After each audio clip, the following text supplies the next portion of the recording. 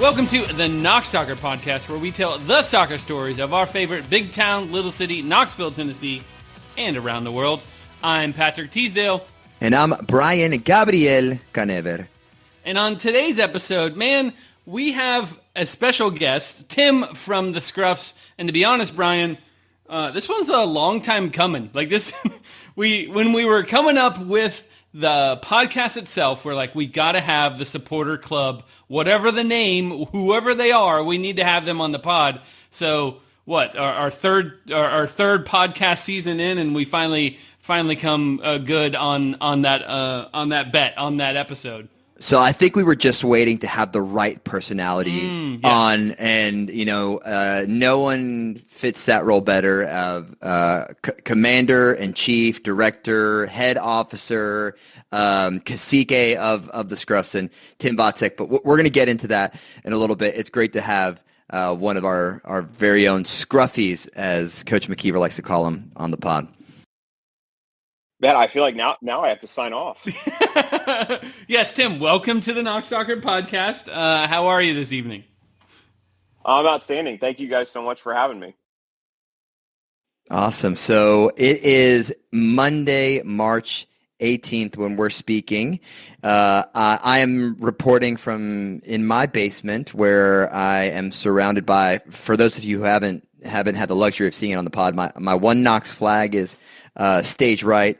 My handmade portrait of Lionel Messi that was made by Sean Slate, a fellow One Knoxville supporter in Knoxville, is behind me. And then I've got my depressing Everton flag of Goodison Park directly above me.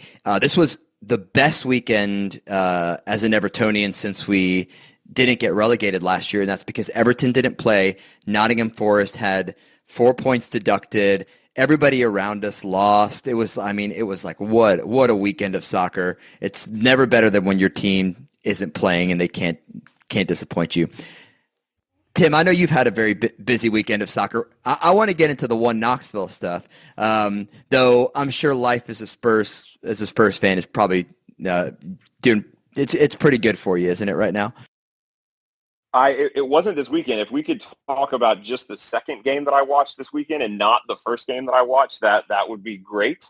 But yes, outside of the embarrassment against Fulham, it's been really exciting, and obviously all Spurs supporters are really excited about what Ange Postecoglou is bringing, not just on the pitch, but just what an incredible guy off the pitch. We love. I almost like watching his interviews as much as I like watching us play on the field. That's I've tried to get a handle on my usage of social media, and so I haven't been on Instagram that often. But every time I do pop on Instagram, one of like the 10 or 75 soccer accounts that I follow has a clip of Ange arguing with a reporter during a press conference, and I love it.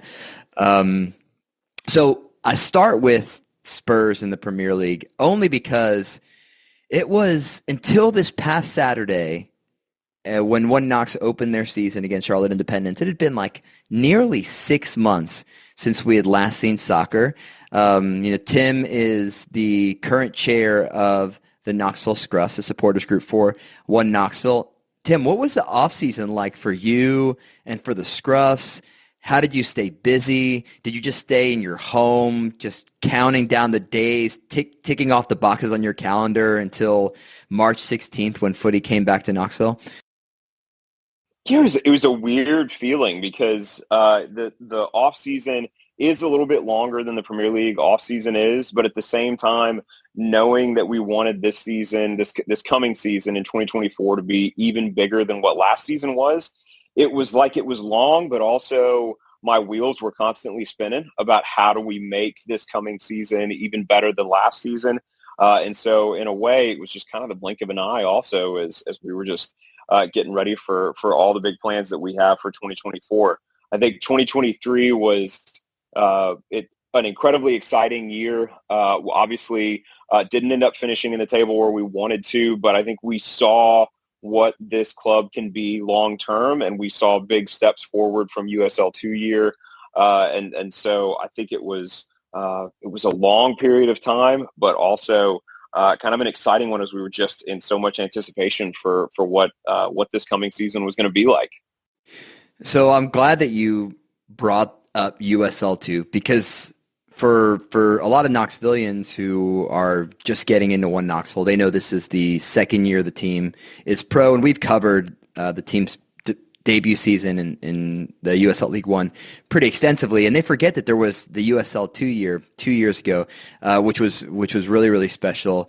You've been around that long. Several of the Scruffs have been around that long, and our listeners, they're familiar with Kevin and Susan Carnes, and they're familiar with Dakota Booth. They've heard of the Scruffs. Can you tell us more about this supporters group and its evolution since you first got involved to the position that it occupies now, which is, you are officially the chair of the group. It's not just a bunch of guys who hang out on match day in a cordoned off area just jumping and dancing and singing, but it's much more than that. So can you tell us more about the Scruffs?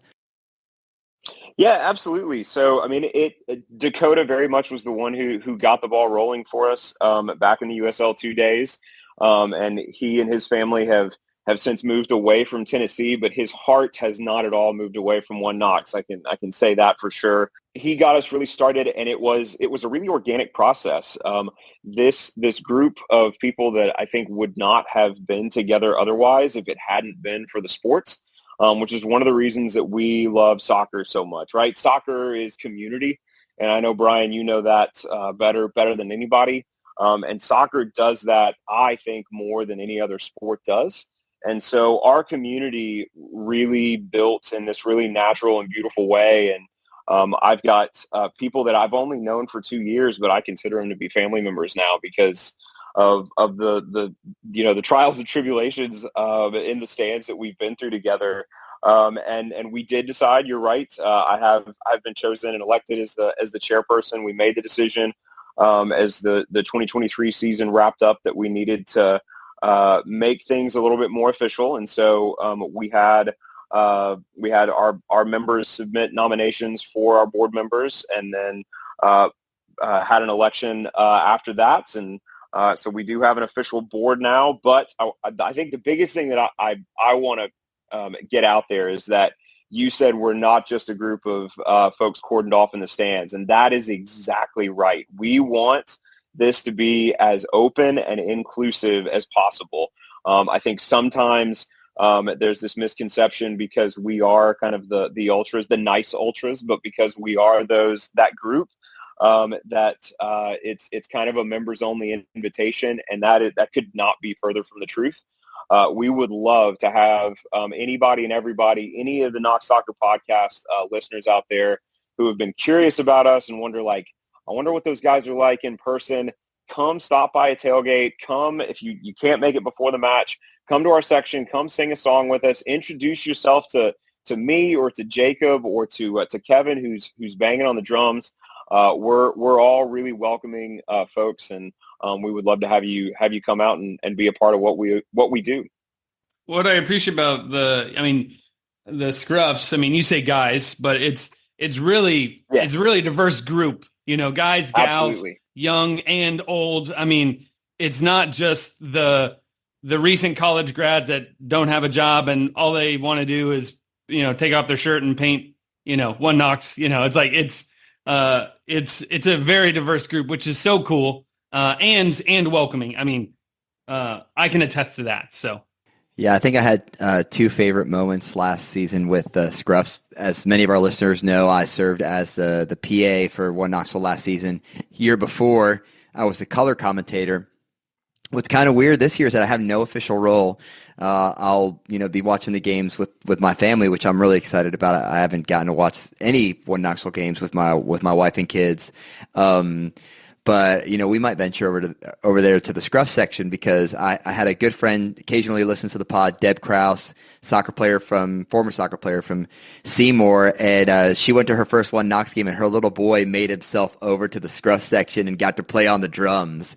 Her boy was like 2 or 3 years old, and she sent me that video. She was like, he had the time of his life, and And then my other favorite memory was when I was up in the booth doing PA, and I'm with Sam Weisbrod, who runs the collective, the nonprofit side of the club, and he gets an email from an angry fan after one Knox has just scored a goal. The smoke bombs go up. You've got the pink smoke, and this person, they were just like, this is unacceptable. You guys need to do something about these people. You're not letting me vape. I can't bring my vape into the stadium, but they can throw smoke bombs everywhere.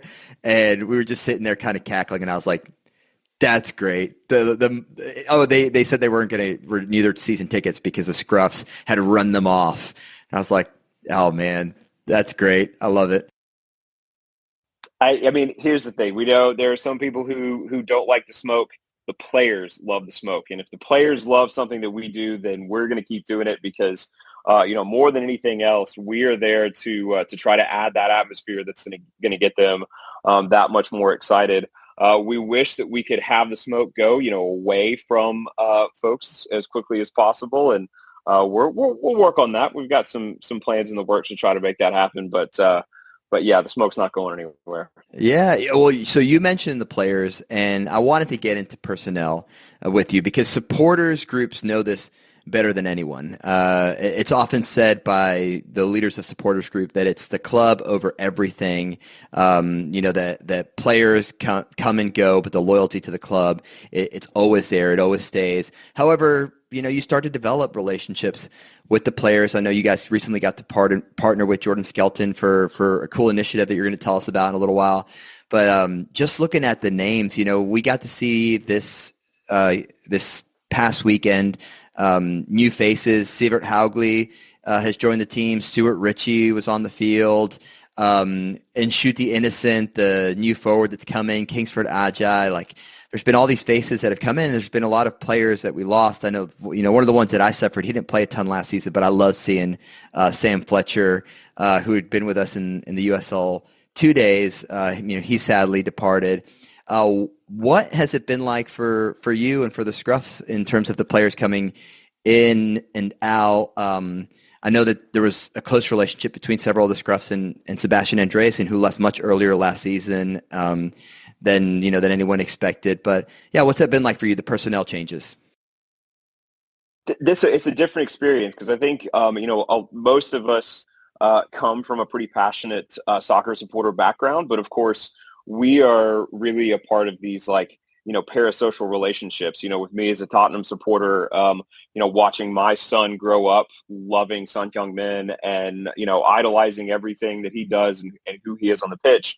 But he's never met Son. We don't have a relationship with him, right? And so we do have relationships with these guys. We do get to hang out with them after matches. And you're right, Skelts has been incredibly gracious with his time with the initiative that we'll talk about here in a little bit. And I was actually over at training last week for a video that by the time this podcast airs, the video will be out on social media and you will want to make sure you don't miss it. So check our media at Knox Scruffs. But yeah, those personal relationships with players, it's one of the things that makes this club so special. And so it's incredible and also really hard. I'm afraid if I name any players that I'm going to leave somebody out. So I'm going to intentionally not name in anybody specifically, but certainly the guys that have moved on to different clubs after last year is heartbreaking because it wasn't just a name or somebody that you just watched on TV. These were people that we knew and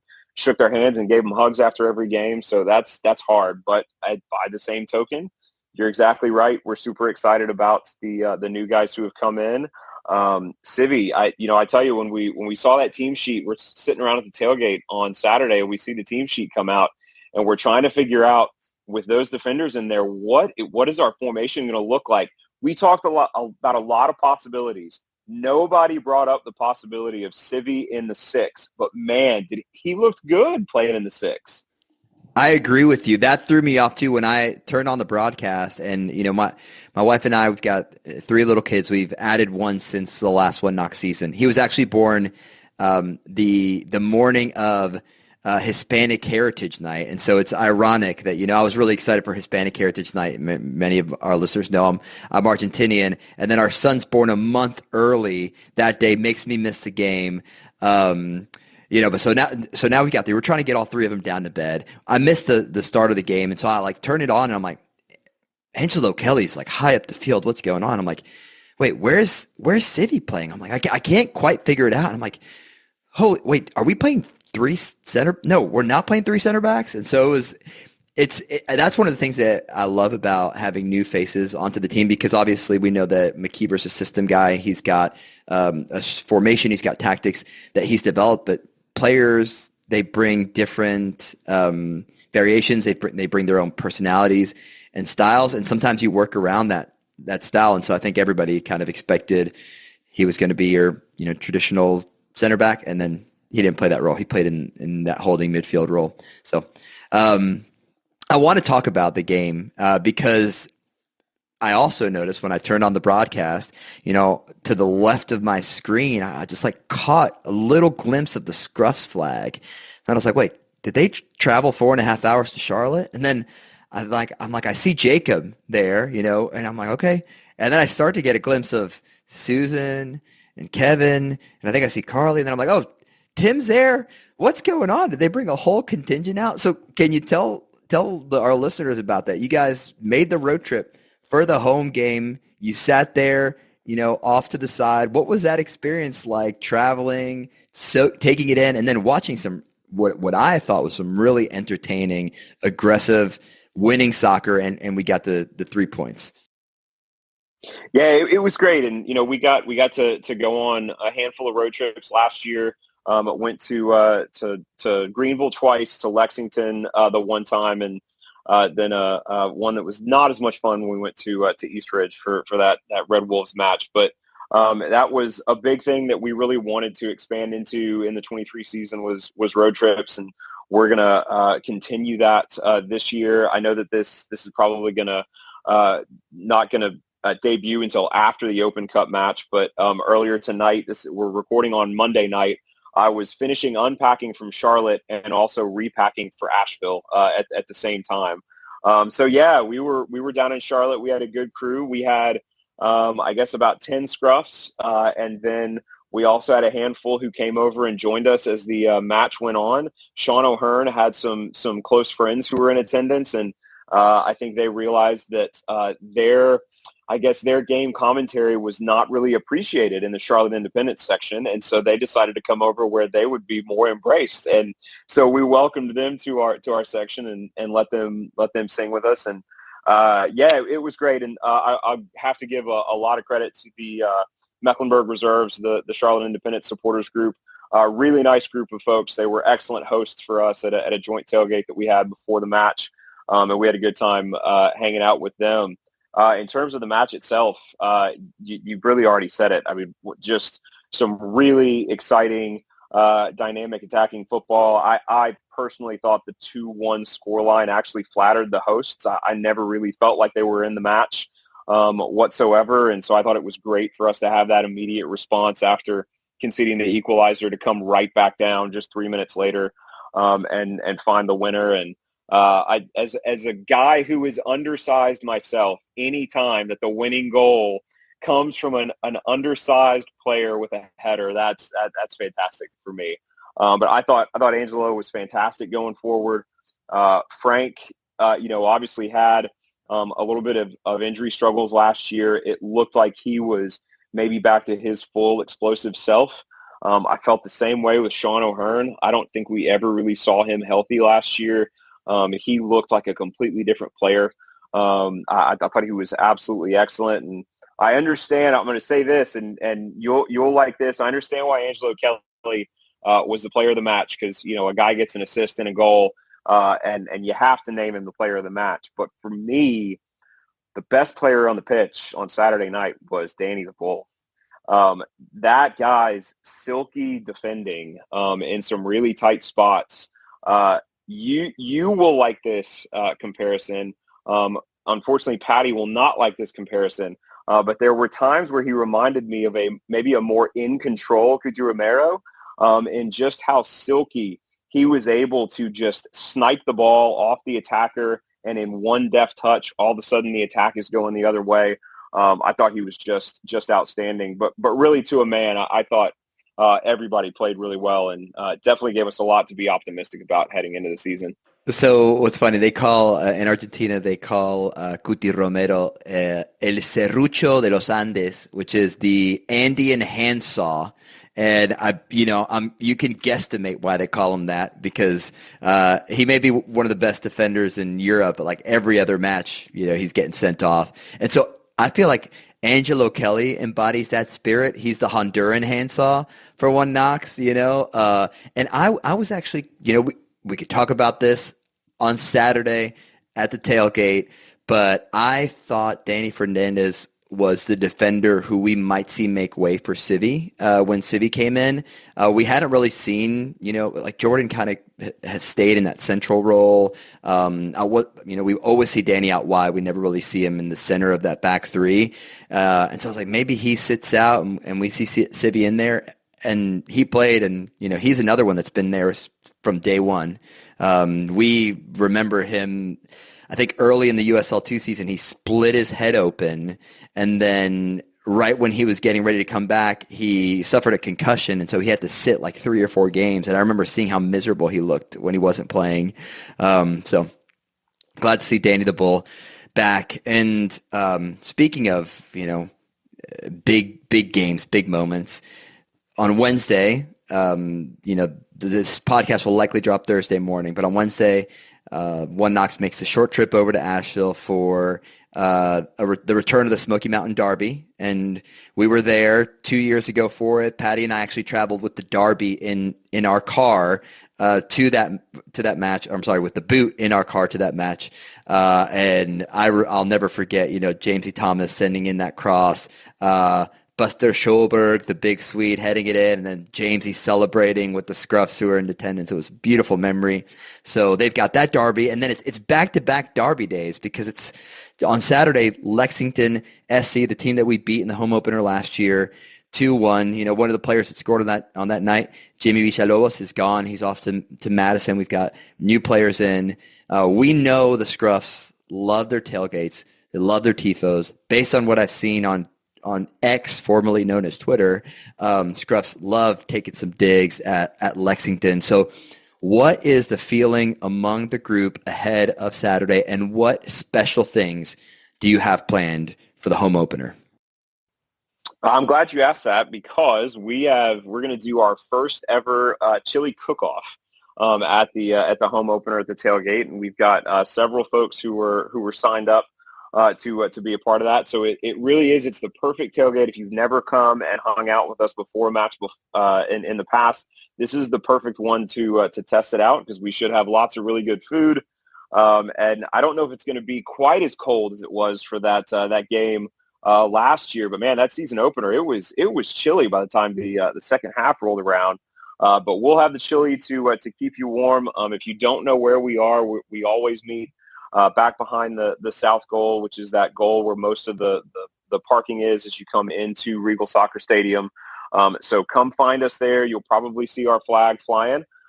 We've got a flagpole that we put up there near our tailgate. And so, yeah, we'd love for you to come out and join us at that tailgate. While you're there, we'd love to talk to you about becoming an official member. That's something else that we brought on board this year, is that for $20 you can become officially a member of the Scruffs, but it really pays for itself with all the perks that you get. All those are available if you check the link in our social media bio, which maybe you guys could have, I guess, linked in the show notes as well. And one of the things, as we talked about earlier, is that we want to make sure that our group is as inclusive as it can possibly be. And so the decision to have this official membership this year was not to exclude people. And in fact, if you choose to just be a casual member and come out and not pay the dues, that's totally fine. Nobody is going to say anything to you. We'd love for you to come and hang out, whether you paid the $20 or not. It really was more to help us organize, and then also to make it where we were more financially sustainable. There were a number of us that just over the years, these first few years of the club's existence, all the things that you see that we do on match day, whether that's the paint that Daniel has for the TIFO, whether that's the smoke, whether that's whatever we have at our tailgates, the drums that Kevin is buying, the international flags so that we can make all of our international boys feel welcome and feel at home. All of those were just individual expenses that a number of us were willing to pay just because we wanted to do so. And we didn't mind doing it, but at the same time, we recognized that we needed to probably get onto safer financial ground where we weren't just counting on individuals to do that, and we actually have a budget. So we'd love to talk to you about that if you come by the tailgate. But again, if not, we really just want you to come and hang out with us and be a part of what we do. Yeah, so I popped up the link just now, which we'll share in the show notes. For $20, you get a free Scruffs keychain, you get a $5 discount on a Scruffs scarf, and you get some free tickets to home games. I mean, the perks are incredible for the investment. I think $20 is what like a regular coffee at Starbucks costs nowadays. And so, I mean, I'd much rather invest that in the Scruffs. So I'll be doing it. I hope our listeners also, drop 20 bones and become a member of the Scruffs. Haley will have to go without Starbucks for one day for you to become a member, and I'll do the same. We'll fast. I calculated the Starbucks budget for 2023. I don't want to tell you the number. I'm just letting you know if I want to buy a new fishing rod this year, I'm buying a new fishing rod. That's all I got to say.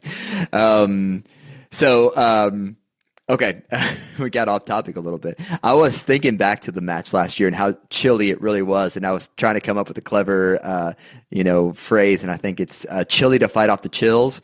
Even though, according to the weather forecast, I think the low for Saturday the 23rd is in the mid 40s, but the high is in 62. So if we get mid 50s, I think we'll be fine. We'll be able to hang in there.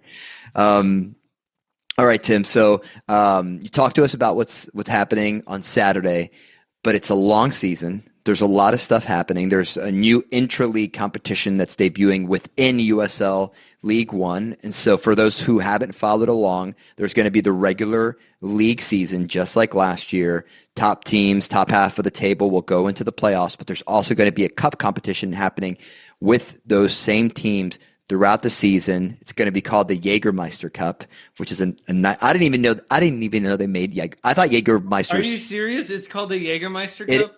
It is. I thought Jägermeister is incredible. Yeah, to me, I haven't seen Jägermeister since 2004, so I didn't know it still existed, but apparently it is, and it's the Jägermeister Cup. But besides the Jägermeister Cup, there's tons of games. There's tons of events, not just the stuff that's happening on the field, but stuff that's happening out in the community. I know that you guys have a really cool thing planned for April when the Knoxville Marathon takes place. Tim, can you tell us about some of the stuff that the Scruffs are getting involved with this season? Yeah, so we really got the community service wing up and running in 2023, and did some really cool things, but I think the biggest thing that we've launched is we are in the midst of and does connect to the Knoxville Marathon. I feel like I got to tell a quick story to give a little bit of I think really good context, especially because I'm talking to a couple of soccer dads on the podcast right now. But so my wife and I have a son. He'll be 9 years old here in 1 week from today, and he's played soccer all his life. But we kind of didn't know if competitive soccer was going to be his thing, but he comes to all games, and he is I guess a Scruffs celebrity. All the Scruffs love him at the tailgates and at games and that kind of thing. They always want him to take the bullhorn from me. I think maybe that's a comment about my singing voice. But so there's a match in the late summer. And the next morning, my wife comes up to me and says, "Are you aware that your son is going up to people at Scruffs tailgates and telling them that he's trying out for One Knox?" And I said, "No, I was not aware of that. I feel like probably we need to take a look and see if that's even a possibility." So I go on the website and I look and see that the makeup date for the makeup date was 24 hours away from when he made that decision that he was going to try out for the youth club. And long story short, big shout out to Paige, who was the only kid his age group to be there at the tryout, and Paige was incredible with him. And he made one of the teams. He's on the 2015 Orange Boys team, and he's having a great time there as one of the members of that team and playing for his city. But we feel incredibly privileged because my wife and I are both career professionals, and so we can afford for him to be able to play youth club soccer. But I know you guys as dads are not to this stage yet, but I'm telling you, get ready because it's expensive. It's expensive when you get to that age. I mean, I know it. I think I know it very intimately, even though I haven't had to spend that money yet. Just being Argentinian and looking at the contrast between how U.S. soccer works versus soccer in Latin America or basically anywhere else in the world, except for maybe Australia. But I've always feared the expense. I was a coach for 3 years. I coached for Emerald Youth Soccer Club. I coached a 0001 girls soccer team. And, I think our fees were like $150 for the year. Plus you had to pay for tournaments separately and jerseys, and like at the time, I think, some other local clubs were charging, 10 times that. And so I've often been, I think part of the reason why I get so involved, is because there's going to come a time when my kids graduate out of Monsters that I have to pull Sam Weisbrod aside and be like, okay, so how are we going to make this work?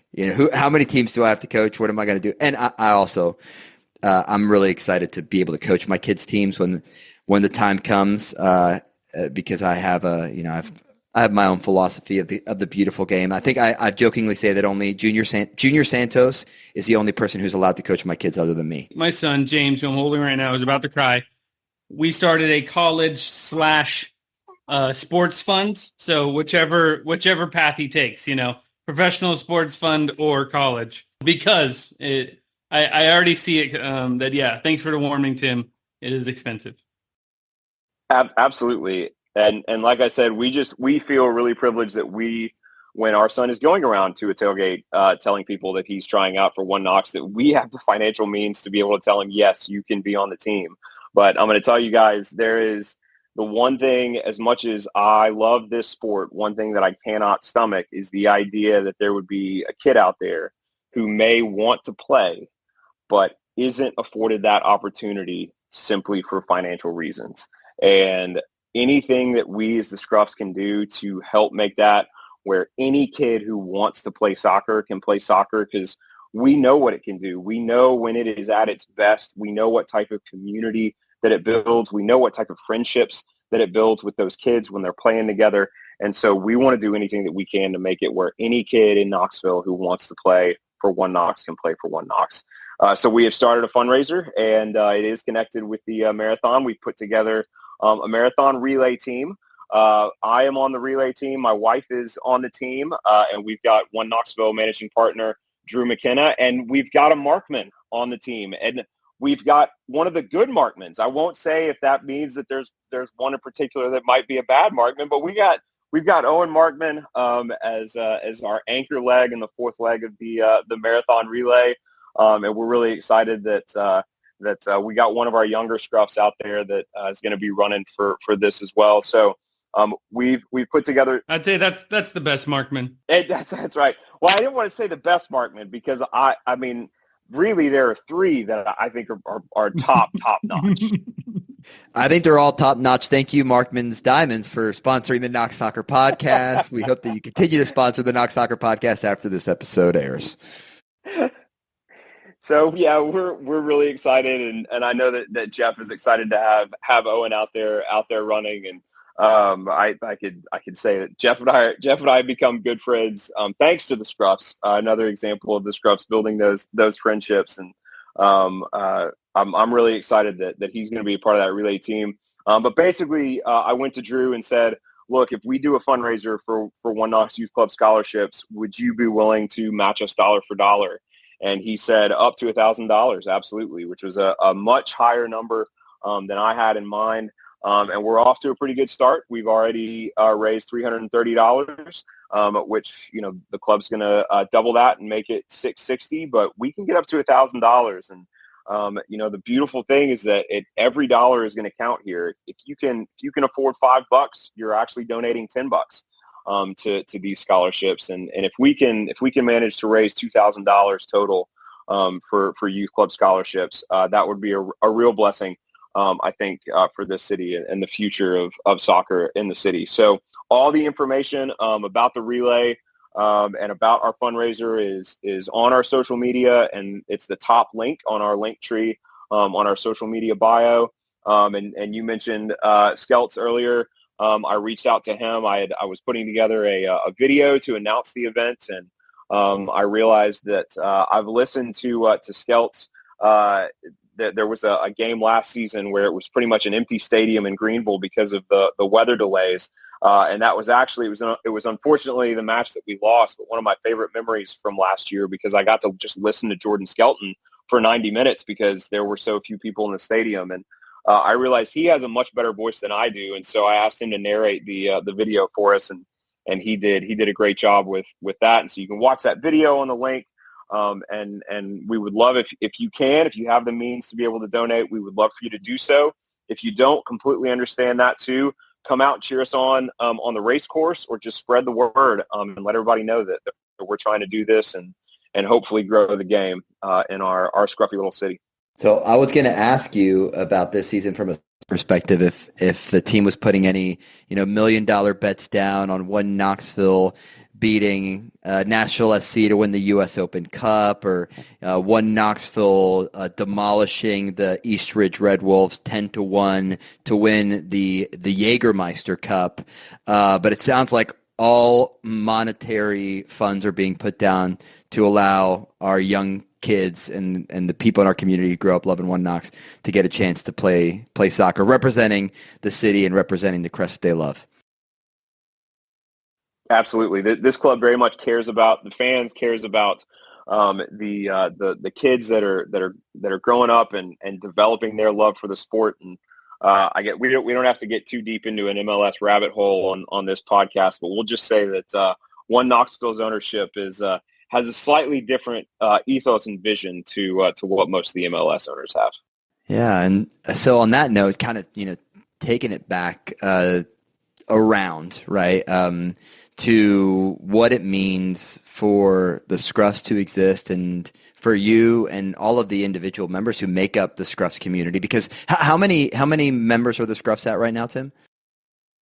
So in terms of dues-paying members, last I checked, we were up to 44, and that's not necessarily the number that we have at games. We probably have had, about 100 who have kind of come in and out of our section. We don't necessarily have 100 for every game, but probably 100 or so who have been in our section at some point or another. So 44, we're off to a really good start. So you've got 44 dues-paying members. You've got over 100 folks who have come through and participated in the match day experience with the Scruffs. And, you and your small leadership team are the ones who are coordinating everything from the newsletter to the tailgates to the fan merch, to, all of these pieces that go into operating a supporters group. And I'm really curious for you, because for all of us, 3 years ago, this didn't exist. There was no professional soccer in Knoxville. The highest level of soccer that you could watch for a time was, Knoxville Forest, Emerald Forest was in the NPSL, though it was very different setup than what we see now. So in these past 3 years, how has being involved impacted you? Has it affected your experience as a soccer fan? And has it affected the way that you see yourself as a Knoxvillian? What's the impact been on your life? It's year 3, and Brian, sometimes I still have to pinch myself to believe that this is real, because I've lived in Knoxville since I came on campus as a freshman at the University of Tennessee in the fall of 2000, and I've been here ever since. And I absolutely love this community. I've been a teacher at Bearden High School for 18 years now. I met my wife in this city. Our son was born in this city, and it means the world to me. but this sport does also. I never thought that those two things could possibly coexist.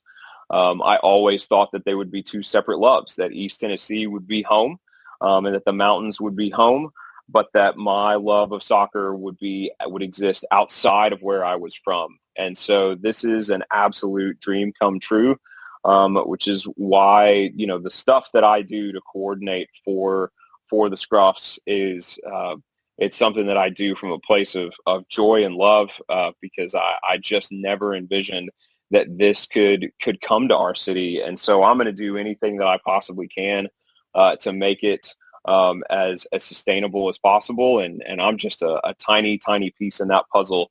But anything that I can do to make this club more successful, I'm gonna pour myself into that tenfold. It is also good to hear from another passionate Knoxvillian and soccer fan that those two can merge and have merged, and it is a beautiful thing.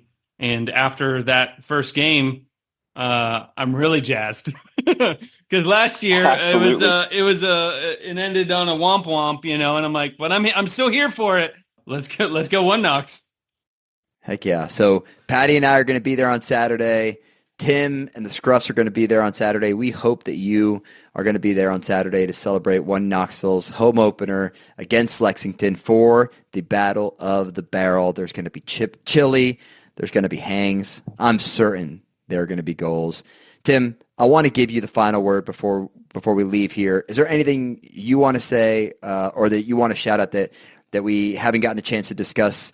We will leave everything in the show notes so that everybody can follow along to how they become a Scruffs member, how they contribute to the fundraiser for the youth club. But anything you want to say to send us out? I think any way that you want to participate and be a part of the Scruffs, we would love to have you. One thing that you can be aware of for Saturday that's going to be new this year is that before the match, in the build-up to the match, and then right after the match, win, lose, or draw, coming over the PA, they're going to play the Beatles' Hey Jude, and we're going to sing Na Na Na Na Knoxville. And we want every single person in that stadium to sing that with us. No lyrics you have to learn. You don't have to learn any complex lyrics to our songs. Just sing for your city. And we did it in Charlotte.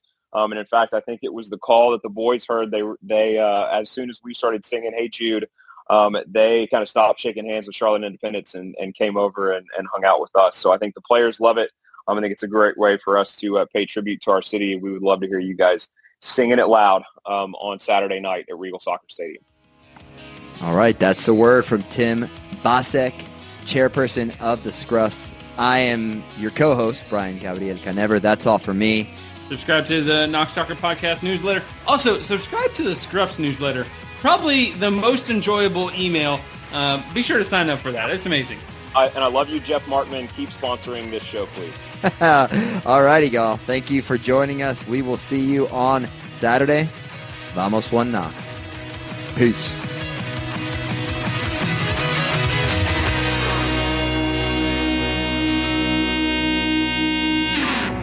Huge thanks to Markman Jewelers and Union Place Bar and Grill for sponsoring the Knox Soccer Podcast.